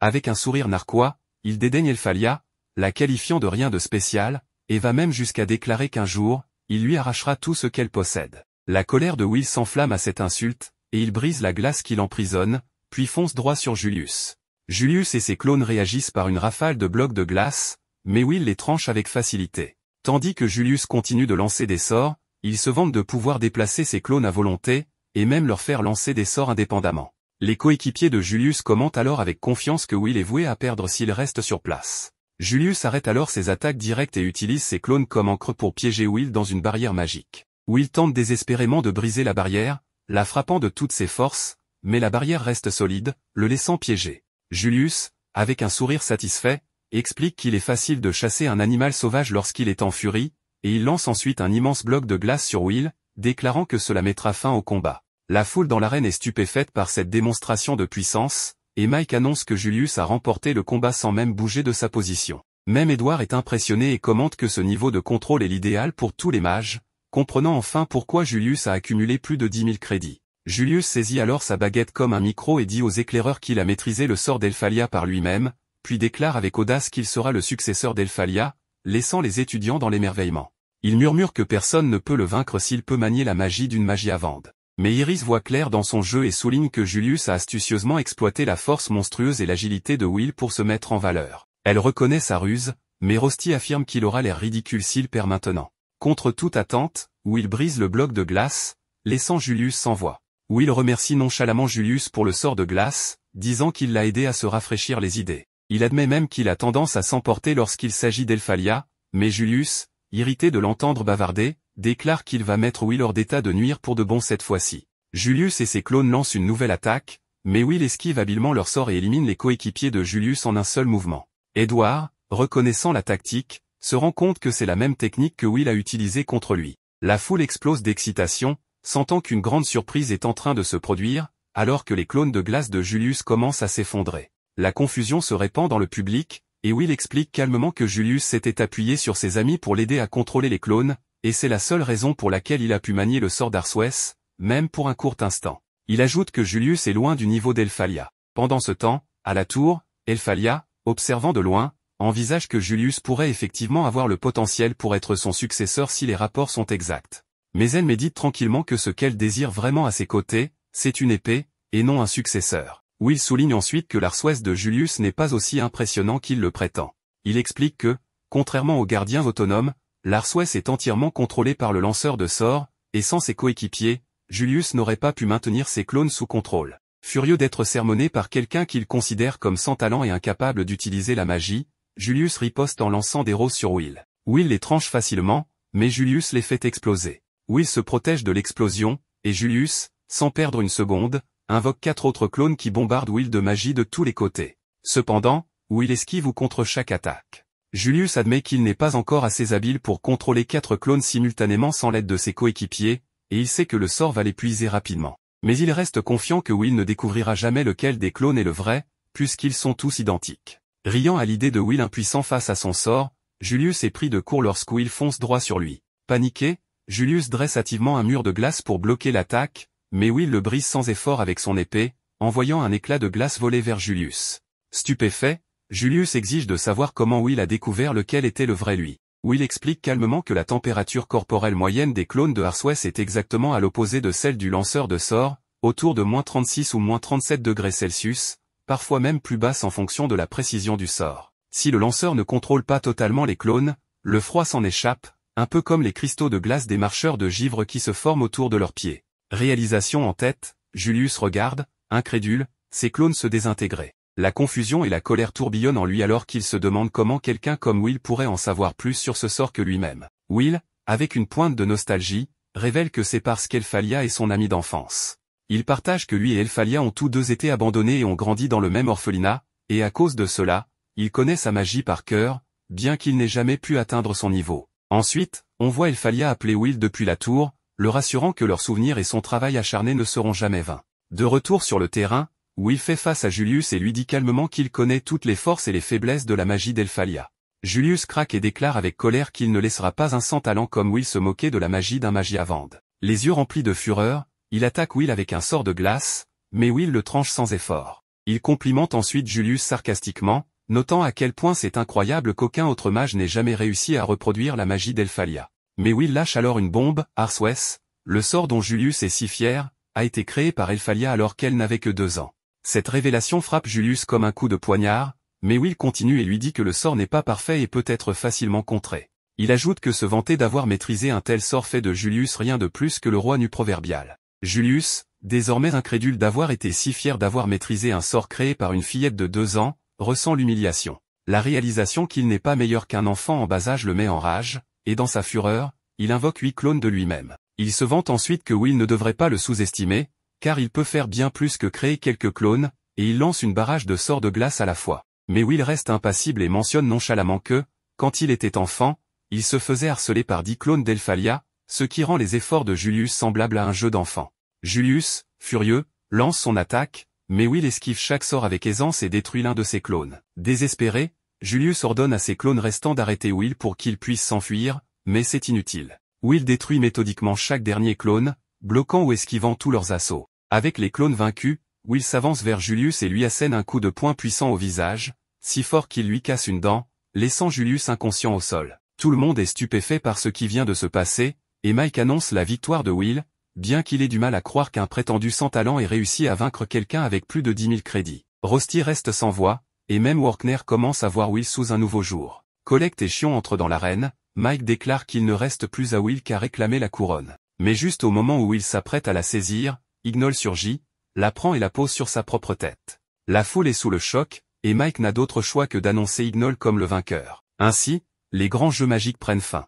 Ensuite, on voit Sarissa annoncer la nouvelle à Elphalia, qui est tellement honteuse qu'elle ne peut même pas montrer son visage. Elle souhaite désespérément avoir un sort qui pourrait effacer les souvenirs ou remonter le temps. Sarissa mentionne qu'un tel sort interdit pourrait exister, mais qu'elle ne permettrait jamais à Elphalia de l'utiliser de toute façon. Elphalia, les larmes aux yeux, insiste que Will avait tort, elle ne cherchait pas à le harceler, elle voulait simplement l'avoir toute à elle pour qu'ils puissent jouer ensemble tout le temps. Elle n'arrive pas à croire que les étudiants connaissent maintenant son sombre passé. Pendant ce temps, de retour à l'arène, Chion est abasourdi que Will ait réussi à vaincre Julius aussi, et il s'en va avec la détermination de vaincre Will un jour. Puis Collecte demande à Will s'il va bien. Will s'excuse pour leur défaite, mais il ajoute qu'au moins, il a pu tenir sa promesse. L'histoire se poursuit avec Donnan qui parle, disant que tout le monde reçoit sa boisson gratuite en l'honneur de celui qui a combattu pour eux et a gagné. Il commence à boire et à remercier Will, disant qu'il a bien réussi les épreuves. Le professeur les remercie également de s'être bien occupé de lui. Après la fête, seul Will et Donnan restent. Donnan demande à Will s'il a été choisi par la tour, mais Colette interrompt et dit bien sûr que non, car ils se sont battus les uns contre les autres et non en équipe, et ils n'ont même pas gagné l'événement. Elle ajoute avec colère que tout cela est la faute de Chion. Rosti leur demande alors où est leur autre ami, et ils disent qu'ils l'ont invité, mais qu'il a refusé de venir à une fête aussi stupide. Ils disent finalement que Will a gagné et mérite leurs excuses. Ensuite, on voit Julius laver la vaisselle dans une taverne naine en guise de punition pour avoir perdu l'événement. La femme lui dit que les mots ne suffisent pas, que la manière naine de se faire pardonner passe par les actions, et qu'il doit travailler soigneusement car le restaurant manque de personnel. Elle lui demande ensuite combien de temps il lui faut pour finir de laver la vaisselle et lui dit de se dépêcher. Il pense à tout cela et au fait qu'il n'a pas été choisi parce qu'il a perdu contre Will, qu'il considère sans talent, ce qui le rend furieux. Le professeur Workner demande ensuite à Will comment il compte agir à partir de demain, surtout après avoir participé au grand festival de magie et montré ce qu'il sait faire. Colette demande si tout le monde le traitera mieux maintenant qu'il connaisse ses capacités. Le professeur répond que c'est bien s'il le traite bien, mais que quoi qu'il arrive, ce n'est pas sa décision.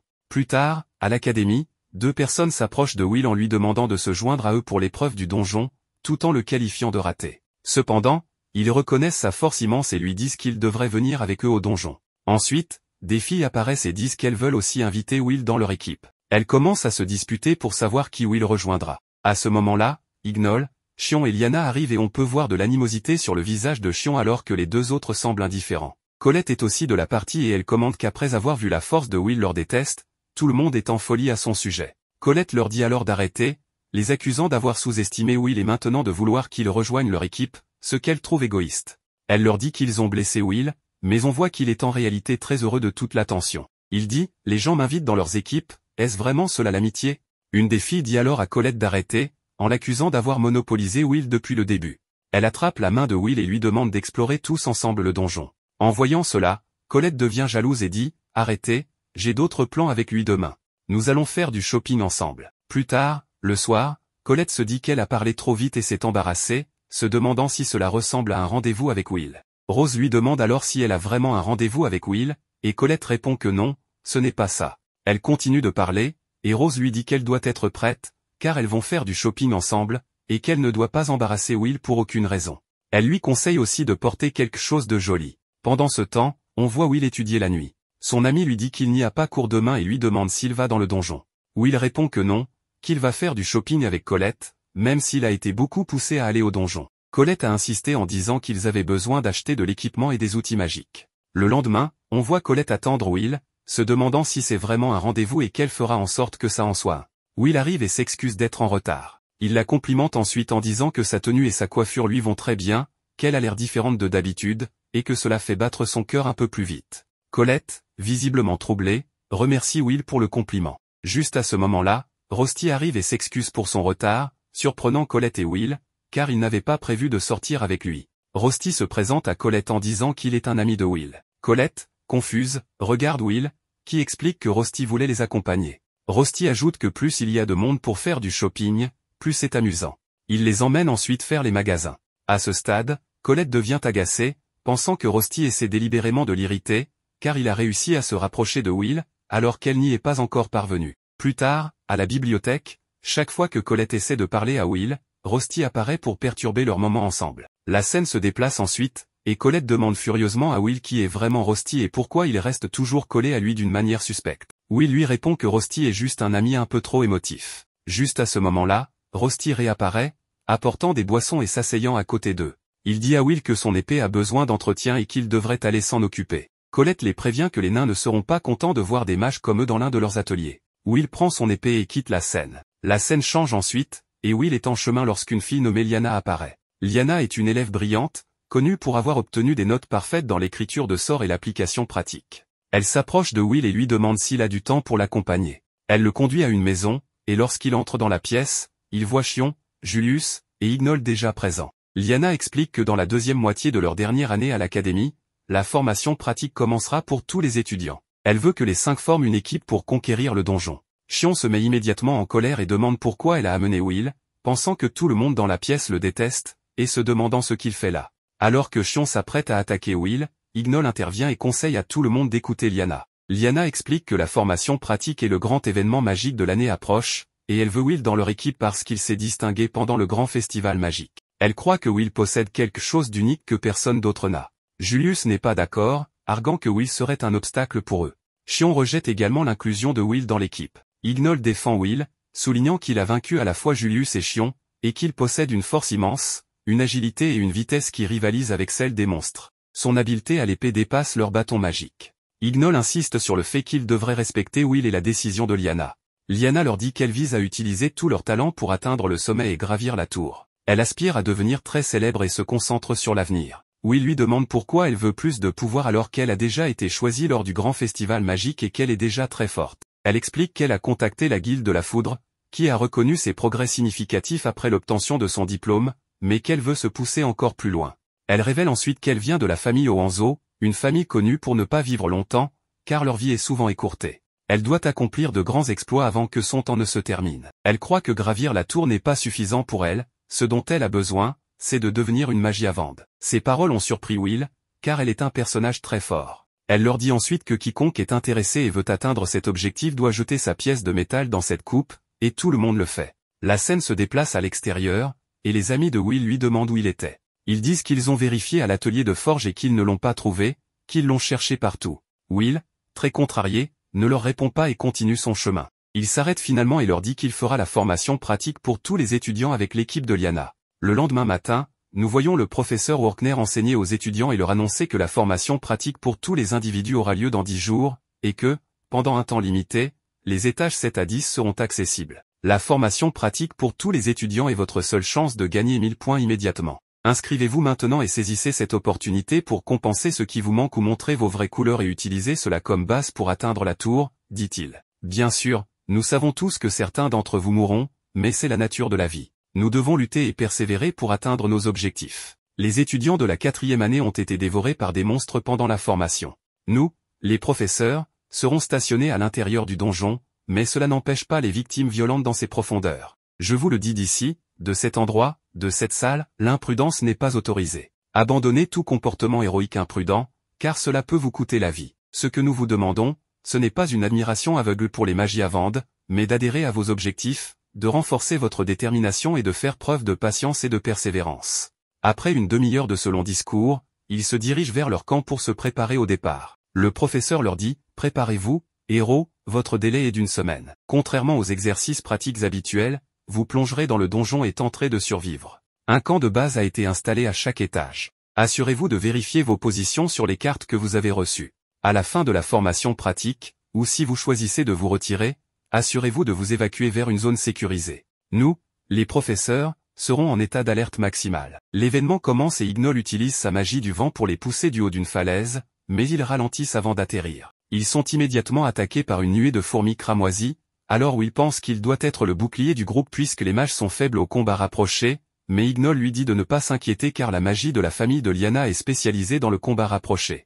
Elle leur dit qu'ils doivent avancer pour ne pas être en concurrence avec les autres groupes pour les crédits. On revient à une classe avec Workner, qui enseigne à Will le sort le plus important dans le donjon, lui disant que c'est le sort de détection car il leur permet de repérer leurs ennemis. On voit Will lutter pour combattre, car les autres détectent les monstres avant lui, et Julius lui dit qu'il gêne. Il parvient à tuer une fourmi, mais Ignol élimine les autres avec un seul sort. Il remet en question le jugement de Lyanna d'avoir amené Will, mais elle pense qu'il sera plus utile une fois qu'ils atteindront les monstres plus coriaces. On voit Julius absorber les traces magiques avec sa baguette, qui est une sorte d'enregistrement du combat et comment ils obtiennent des crédits pour les éliminations, mais Will doit collecter des objets en tant que preuve, car il ne peut pas absorber les traces, ce qui le rend inférieur aux yeux des autres. Colette se demande s'il va bien, mais il essaie de rester positif. Le groupe continue de tuer des monstres et Will se rend compte qu'il ne peut rien faire, alors il commence à se sentir inutile. Lyanna remarque qu'ils ont commencé depuis une journée, alors elle décide qu'ils devraient se reposer, et Ignol utilise sa magie d'illusion pour créer des flammes autour d'eux pour éloigner les monstres. Will distribue de la nourriture à tout le monde, mais Ignol lui dit de la laisser par terre, notant que les elfes ne permettent qu'aux personnes qu'il juge dignes de les toucher, et qu'il n'a reconnu que Lyanna. Colette pense qu'il est impoli, mais Will décide de respecter ses coutumes. Lyanna leur rappelle leur objectif, qui est d'éliminer le Naberu, le boss du 10e étage, qui vaut à lui seul 110 crédits. Elle veut montrer à la tour de quoi ils sont capables, et elle leur dit de conserver leur mana tout en prenant le chemin le plus court pour y parvenir. Pendant ce temps, on voit le mystérieux duo continuer à tuer des monstres et à éliminer tout le monde sur leur passage. Alors que le groupe continue vers le 10e étage, Julius remarque que tous les monstres ont déjà été vaincus, mais Ignol note qu'il ne peut y avoir aucun autre groupe devant eux. Will remarque que les monstres ont été vaincus par la force plutôt que par la magie. Ils atteignent la salle du boss mais sont choqués de constater que le Naberu a également été tué. Ils utilisent tous leur sort de détection et réalisent qu'il vient tout juste d'être vaincu. Nous apprenons que, bien que le sort de détection soit important, il peut avoir du mal à détecter les pièges, et les mages peuvent également utiliser un sort de dissimulation pour les contrer, mais Will se fie à ses sens et il détecte une créature au-dessus d'eux. Elle tire une explosion d'énergie sur lui, le projetant au loin, et le monstre se place derrière Ignol, l'éliminant instantanément. Les autres essaient de réagir, mais le monstre écrase le sol, les faisant tous tomber, et Will tente de rejoindre Ignol alors que tout le donjon tremble. Nous voyons Will réussir à atteindre Ignol, mais il constate qu'il est dans un état terrible. Will réalise qu'ils sont au 11e étage et nous apprenons que c'est en dehors de la zone de l'académie et qu'il est considéré comme une zone dangereuse où seuls les mages de la tour peuvent survivre. Lyanna note qu'ils sont dans les entrailles du cauchemar et que la puissance des monstres est à un niveau complètement différent, donc ils doivent retrouver les autres avant qu'ils ne meurent tous. Nous voyons Ignol dans un rêve où les autres elfes le méprisent pour sa faiblesse et il est rejeté par la reine des elfes. Il se réveille alors que Will abat un serpent géant, mais lorsque Will essaie de l'aider, il repousse sa main, refusant d'être touché. Cependant, Will insiste pour l'aider, même s'il doit lui faire face dans le futur. Ignol finit par se soigner lui-même, et Will vérifie ses provisions, notant qu'ils ont de quoi survivre pendant 24 heures au maximum. Il dit à Ignol qu'ils doivent retrouver les autres, mais Ignol mentionne que le protocole est de rester sur place et d'attendre d'être secouru. Cependant, Will mentionne le monstre à l'étage supérieur, il est donc peu probable qu'ils reçoivent de l'aide à temps. Nous voyons tout le monde paniquer au 8e étage alors que Workner contacte une autre professeure nommée Elisa. Elle mentionne qu'il y a une estampette et que leur camp a été détruit par des monstres. Workner demande des nouvelles des autres professeurs, mais elle mentionne qu'ils ont tous été retrouvés morts, la tête arrachée, et qu'elle n'a rien entendu des étages inférieurs. Workner réalise que quelque chose se passe et Edward arrive en courant pour lui dire que l'événement de pratique a été annulé et qu'ils doivent aider les étudiants. Nous voyons Will et Ignol chercher autour d'eux, mais Ignol utilise son sort de détection à plusieurs reprises. Will lui dit qu'il devrait économiser son mana, mais Ignol a peur d'être attaqué à nouveau. Will explique que le sort de détection est basé sur la distance, donc l'utiliser de manière répétée ne servira à rien, disant à Ignol qu'il doit lui faire confiance. Ignol se demande comment il peut rester si calme dans leur situation, mais Will explique que pour lui, pour atteindre la tour, sa seule option pour obtenir ses crédits était la pratique, alors il a passé tout son temps et ses efforts à l'étudier. Kiki les avertit de la présence de monstres et ils réalisent qu'ils sont encerclés, ils savent donc qu'ils doivent se battre. Will se précipite sur les deux monstres devant eux, et Ignol lance un sort derrière eux, mais il est surpris par la force de Will, pensant qu'il ne peut pas rivaliser. Le cochon derrière lui se relève, et il sait qu'il ne peut pas contre-attaquer à temps, alors il utilise son illusion de feu pour gagner du temps, mais cela ne fonctionne pas et il est sur le point d'être dévoré. Cependant, Will le sauve juste à temps. Will remarque que les cochons n'ont pas d'yeux et se fient à leur odorat, donc les illusions ne fonctionnent pas sur eux. Ignol pense qu'il est une honte, et Will essaie de lui remonter le moral en lui disant qu'il est talentueux, mais il révèle que ce n'est pas vrai et qu'il est en fait considéré comme un échec.